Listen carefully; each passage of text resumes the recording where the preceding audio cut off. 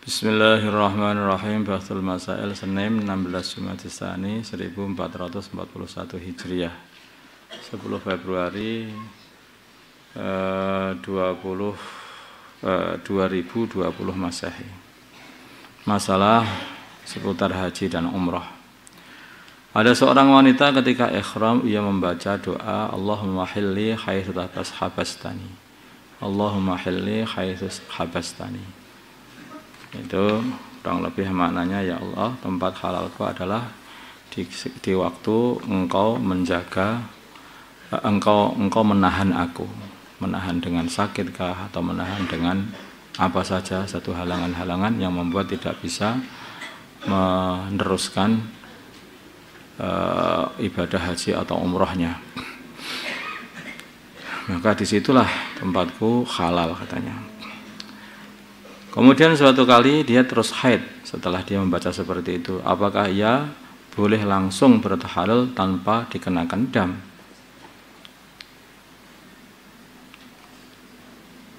Masalah tahalulnya ada khilaf. Menurut pendapat mu'tamad ia boleh tahalul. Sebagian ulama berpendapat tidak boleh tahalul. Kenapa kok tulis yang ini? Boleh ini apa?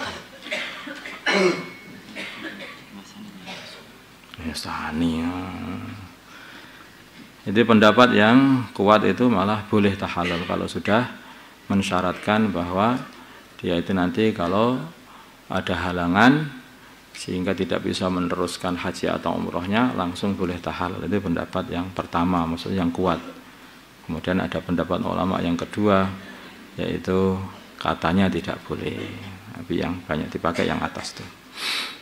Masalah kewajiban membayar dam, masalah dam. Kalau dia mensyaratkan ketika mengatakan Allahumma hilli haitsu habastani tadi, dia mensyaratkan akan membayar dam atau membayar hadiah, maka dia wajib membayar dam. Tapi kalau dia tidak memasukkan bayar damnya dalam persyaratannya, maka dia juga tidak perlu membayar dam. Itu sudah langsung halal begitu saja, serta halal. Bagaimana hukum orang yang ikhram untuk umrah? Orang yang berikhram untuk umrah sunnah, kemudian ia tidak melanjutkan rangkaian ibadah umrahnya. Alah, wong tak sunnah aja nggak jadi, lagi padahal dia sudah ikhram. Kok nggak jadi? Dengan alasan ini adalah sunnah saja. Padahal ia sudah pulang, terus setelah nggak jadi meneruskan ihramnya, ia pulang dalam keadaan seperti itu. Jadi sebetulnya masih dalam keadaan ihram, dia belum tahallul, belum menyelesaikannya. Jawab, wajib kembali dia ke tanah suci. Karena kalau seseorang itu walaupun umrohnya itu umroh sunnah, kalau dia sudah masuk untuk umroh, maka dia wajib menyelesaikannya. Dia ikhram, sudah niat untuk umroh, maka dia wajib menyelesaikannya, sudah nggak bisa tidak. Nah, kalau dia terus pulang terus dalam keadaan seperti itu, lah gimana? Ya, maka wajib kembali lagi ke tanah suci untuk menyempurnakan umrohnya. Hati-hati perkara itu. Kalau masalah haji ini beda. Kalau sudah kadung masuk tidak bisa keluar sebelum merampungkannya. Beda sama ibadah-ibadah yang lain. Bagaimana hukumnya tawaf wada'? Yaitu tawaf untuk terakhir untuk meninggalkan yaitu tanah suci. Menurut pendapat yang mu'tamad adalah wajib, tapi ini ada yang mengatakan bahwa tawaf wada' ini adalah sunnah. Tawaf wada' ini adalah sunnah, tidak wajib. 4. Masalah selesai tawaf wada' ini. Di antara kebiasaan sebagian orang yang mengerjakan ibadah haji atau umroh, ketika telah selesai tawaf wada', maka ia masih berkeliling dan berbelanja oleh-oleh untuk keluarga dan kerabat di rumah. Karena biasanya kalau umroh itu kan pagi itu sama travelnya itu disuruh segera tawaf wada'. Sedangkan nanti berangkatnya dari Mekah itu, dari hotel, itu masih menjelang zuhur, menjelang zuhur baru berangkat. Lah ini gimana ada? Sehingga untuk mengisi waktu itu belanja sana, belanja sini. Dari kejadian di atas, apakah ia wajib mengulang tawaf wada? Nah, ya dia wajib mengulang tawaf wadanya. Kalau dia beranggapan tawaf wadanya jadi wajib, maka berarti dia wajib mengulang tawaf wadanya. Tapi kalau belanjanya itu belanja keperluan perjalanan, mungkin beli minuman aqua untuk dalam perjalanan, minum air, atau mungkin roti atau apa dalam perjalanan, itu enggak apa-apa. Tapi kalau belanjanya itu belanja yang lain, mungkin beli mobil, beli motor,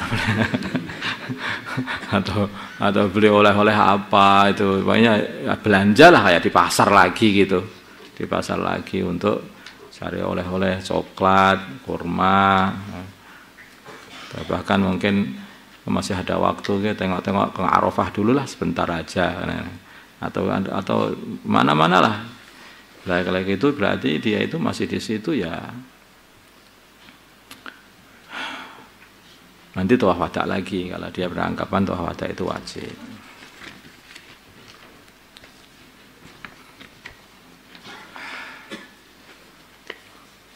Merayakan Valentine.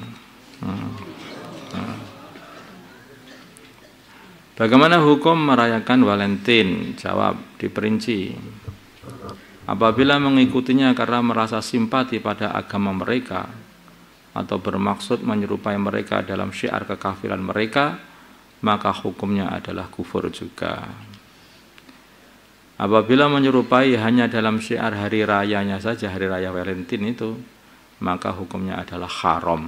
Tidak sampai menjadikan kufur, tapi perbuatannya haram. Ini asal mula Valentine ini seperti itu. Di asal mulanya menurut satu versi itu satu perayaan Valentine ini perayaan yang ada di festival Roma ya. Pada zaman kerajaan Romawi sekitar abad ke-3 Masehi. Festival tersebut dilaksanakan pada tanggal 13 sampai 18 Februari. Diawali dengan pemujaan kepada salah satu dewa pujaan mereka, yaitu dewa Juno Februata.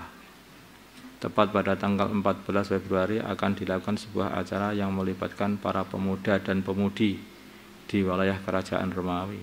Para pemuda akan mengundi nama-nama gadis yang berasal dari kota. Gadis yang keluar namanya maka akan menjadi pasangannya selama 1 tahun.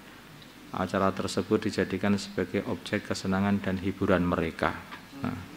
Makanya perayaan Valentine itu mesti identik dengan perayaan yaitu perzinaan. Perzinaan Valentine itu. Sampai sekarang itu dirayakan dengan perzinaan. Makanya kalau kita ikut merayakan Valentine berarti kita ikut juga meramaikan perzinaan yang ada di seluruh dunia ini. Dan kalau zina itu sampai menyebar ke satu tempat, maka tempat itu akan banyak musibah. Maka di tempatnya orang-orang kafir itu banyak musibah. Ma fasaz zina fi qaumin qattu illa katsura fihimul maut.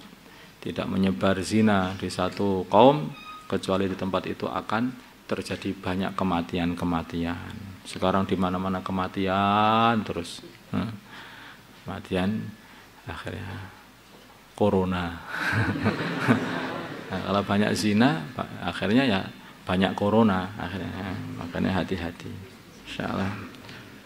Allahumma shalli ala sayyidina Muhammad wa ala sayyidina Muhammad wa sallallahu alaihi wasallam wa barakta wa tarhamna ala sayyidina Ibrahim wa ala ali sayyidina Ibrahim.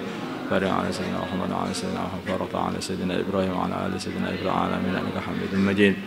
Allahumma arham umat sayyidina Muhammad ya Allah. Allahumma ighfir li ummati sayyidina Muhammad. Allahumma aslih ummati sayyidina Muhammad. Allahumma alif baina qulubi ummati sayyidina Muhammad. Allahumma ansur ummati sayyidina Muhammad. Allahumma asbih sultanan nasira. Sallallahu alaihi sayyidina Muhammad nabiyil ummi wa ala alihi wasallam. Alhamdulillah.